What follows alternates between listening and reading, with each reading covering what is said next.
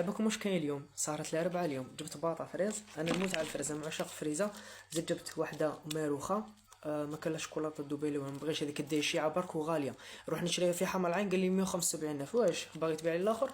ها ماروخه 28 الف تكفي. بقات على القوت تاعها من البكري. وبنانات، البنان ما عندي حاجه به. ليسونسيال. ودوك نوريلكم واش راه يلعب في التلفزيون. اليوم صح ما كاش الخرجه من الدار اليوم لهنا.